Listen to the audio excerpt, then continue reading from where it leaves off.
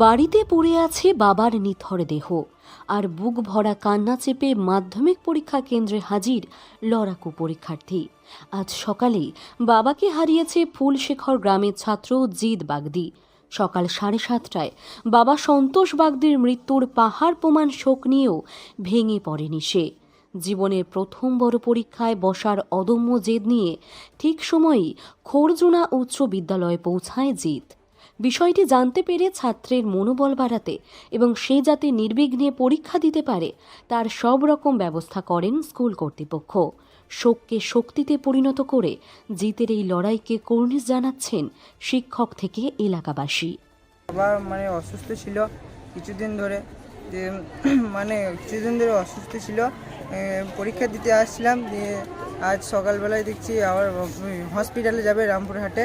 তাই যাবার সময় দেখছি আমার বাবার মৃত্যু ঘটে এবং আসার সময় আমি বলি পরীক্ষা দিতে আসবো না। অনেক বন্ধুরা বলে তোরা চ, আমার লেগে বলে এতে বলে চ। আমি বললাম না, যাবো না। এরাই নিয়ে এলো আমাকে ধরে। পরীক্ষা কেমন হয়েছে? পরীক্ষা ভালো হয়েছে। মাস্টারমশাইরা কেমন হলো? মাস্টারমশাইরা ভালো।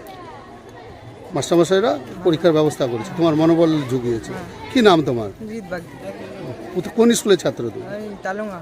তাহলে সেন্টার পড়েছে তোমার খোরজুনা হাই স্কুল। খোরজুনা।